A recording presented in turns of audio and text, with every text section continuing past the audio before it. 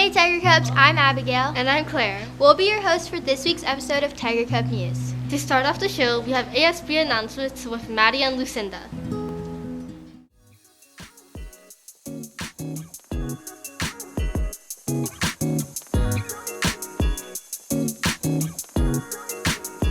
Hello Tiger Cubs, a couple announcements for this week. It is the last week to buy a ticket for the Vol event, costing $7. ASB will be selling tickets till Friday the 21st and after school too, on Friday. However, you will not be able to buy tickets at the door of the event. On Monday, the 31st, it's already Halloween. So if you'd like to wear your costume, we will be counting for spirit pendants.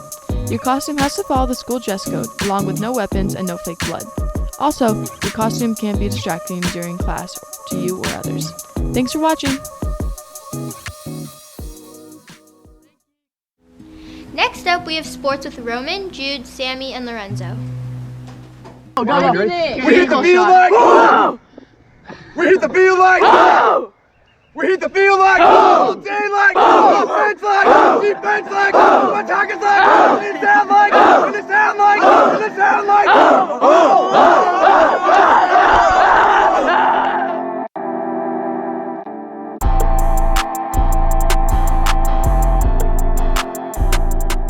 Hey Tiger Cubs, my name's Roman, and welcome back to this week's sports segment.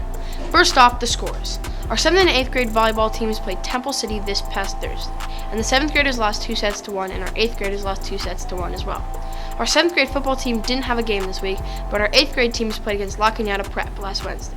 They won 28-12. Great job, 8th graders. Cross country has had their first 2 meets, and all of Tiger Cub runners placed very well. Also, the kickball tournament is in full swing, and brackets for the second round matchups have been made. Overall, it was a great week for Tiger Cub Athletics, and we will see you next week. Great jobs on the games this week, and congrats on the win, Tiger Cubs. On another note, Claire, have you ever wondered who the counselors are? You mean the people who make our schedules? Yeah!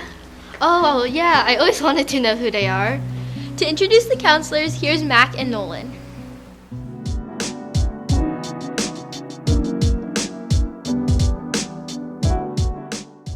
I'm Nora Hunter, Mrs. Hunter. I'm a school counselor here at South Pasadena Middle School. So I'm here to help students with academics. If you're having issues with peers or something going on at home, or you're feeling overwhelmed, you can always come talk to me as well or email me.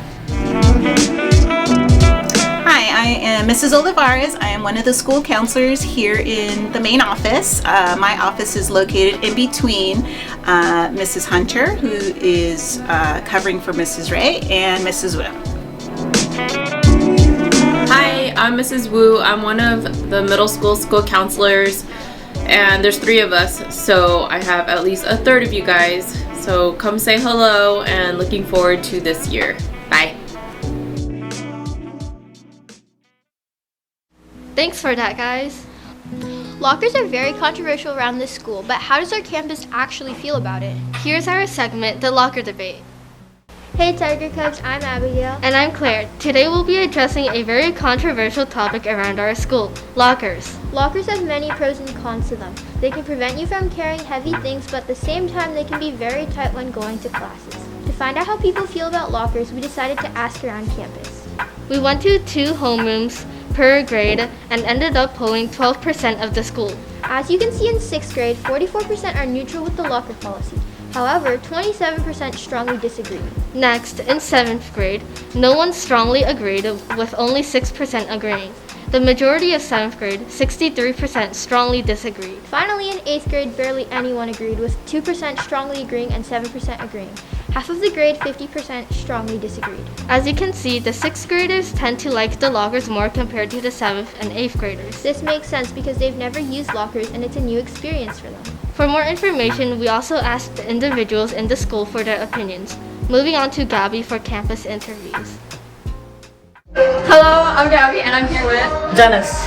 Okay, Dennis, what are your opinions on lockers? I hate lockers. They take up too much time to go to. Kids are constantly being late because of their lockers. And it was way better and easier to go to my classes in 6th grade when we didn't have teams on. I don't like the lockers because it's just inconsistent. Because my classes are like far from my lockers. I just one though, but I don't like it because I have to go put my backpack in the house. I think they're good because they're just like, for lockers, it's good for you to use them because if not, like you're carrying backpacks all around campus. And then it like hurts your back sometimes. Thanks, Gabby. And in the end, our opinions still differ and there are many reasons to like or dislike them. Thanks for watching and see you next week. Next up, we have another mythology segment. This time, on to part 1 of the Monkey King.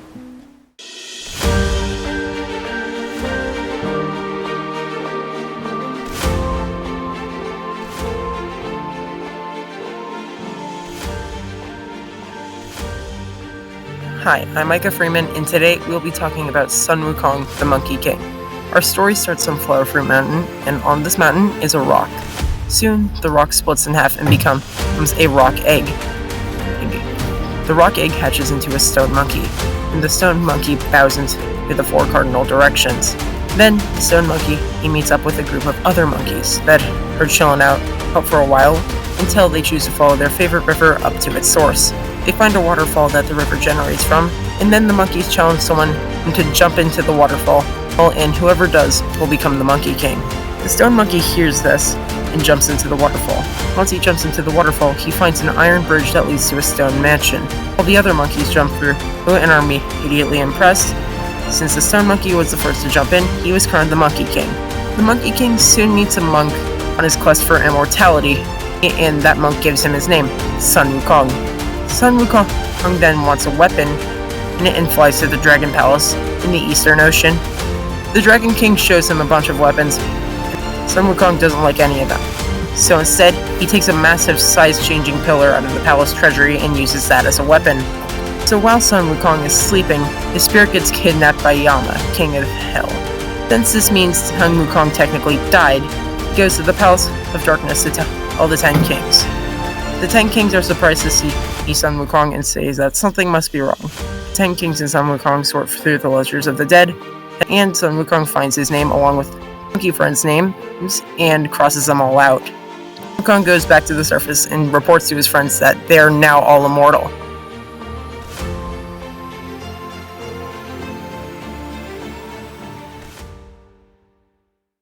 Wow, that was interesting. Moving on, we have internet history with Nolan, this time with a very popular website we use every day. You mean Google? Google!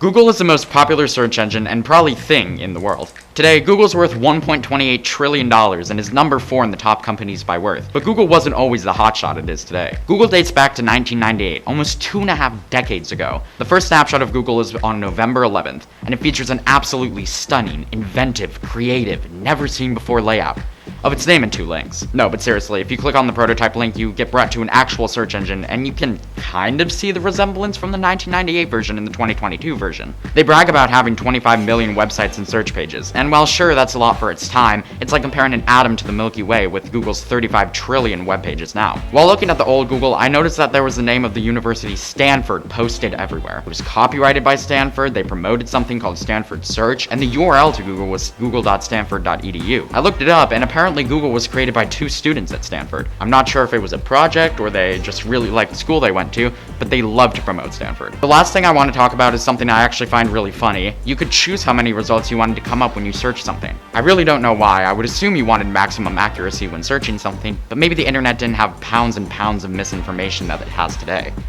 Twitter. Thanks for watching this week's episode of Internet History. Hope you learned something, and I'll see you next time. Never knew our favorite search engine used to be like that. Now we have another random segment, Random Breaks with Maxwell and Braden.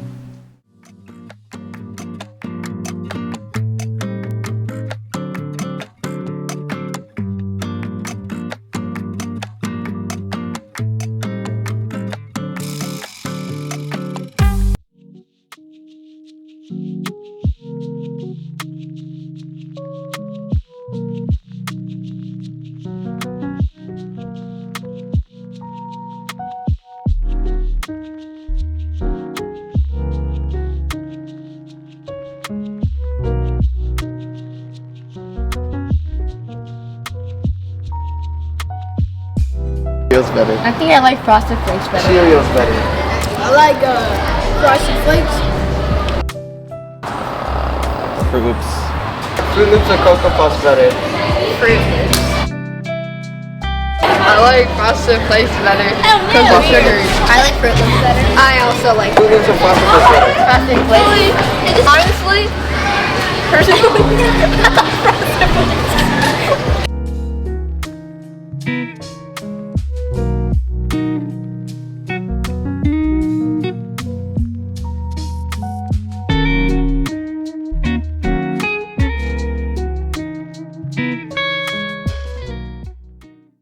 There's lots going on around campus. Almost every day after school, different clubs meet. Maddie and Lucinda will be doing our first ever club segment on Builders Club.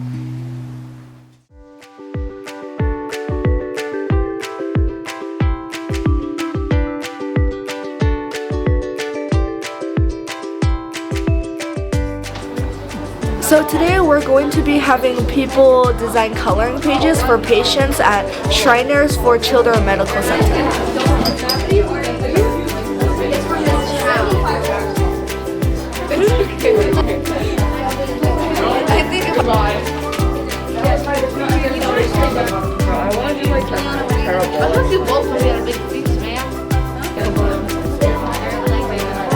It's one of the 8th grade science teachers.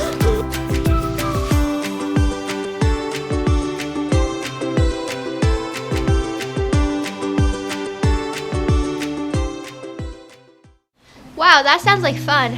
And as usual, we have the weekly news minute.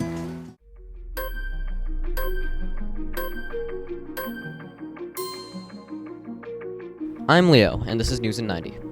First up in politics, the January 6th committee voted, unanimously, to subpoena former President Trump over his role in the 2021 Capitol riot.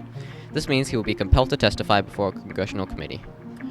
Trump is still expected to run in the 2024 presidential election. In health news, a possible RSV and flu outbreak in San Diego has caused a 40% absence rate at Patrick Henry High School.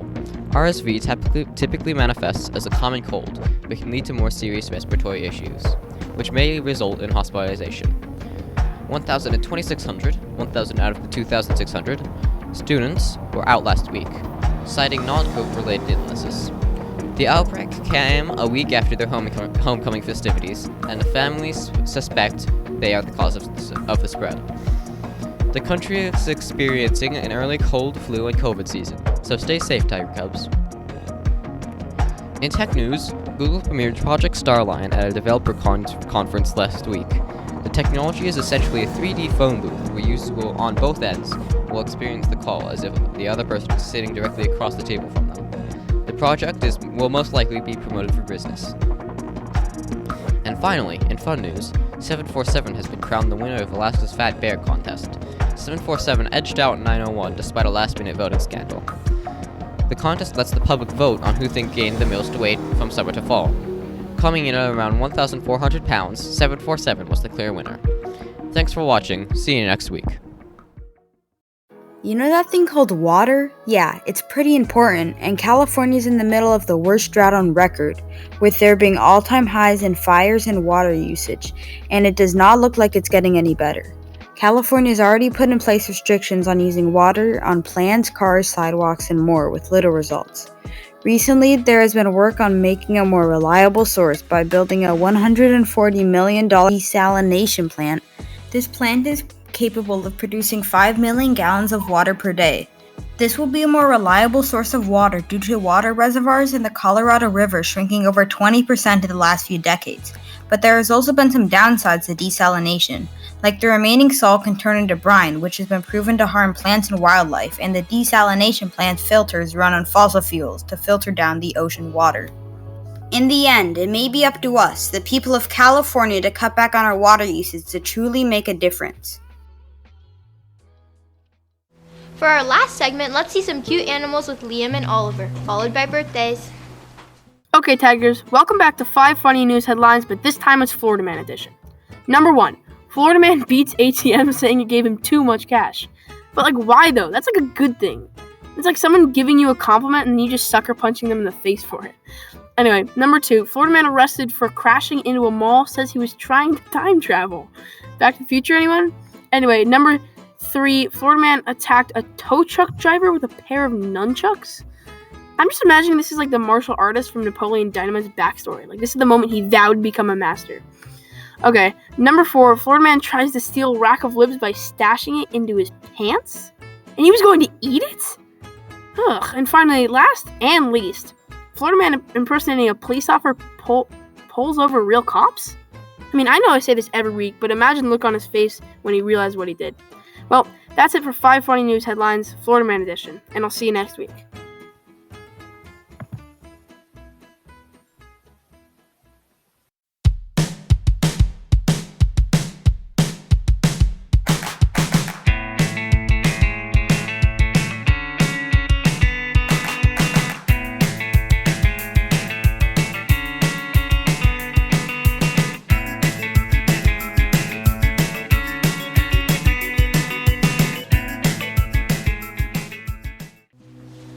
That's all we have for this week, Tiger Cubs. To close out the show, here's bloopers and credits.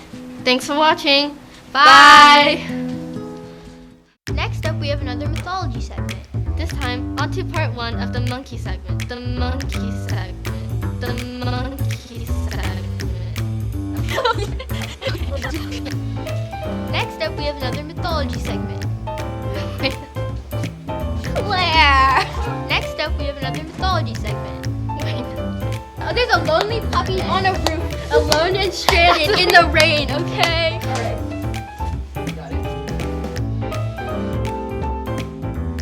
The monkey segment. Well, Sully! And say hello to our Lord Pixel. Hugs are superior to humans. We miss you so much and we hope you can get well soon. Come back to school soon. I will soon, bro. I hope you're holding on already. It's not the same without you.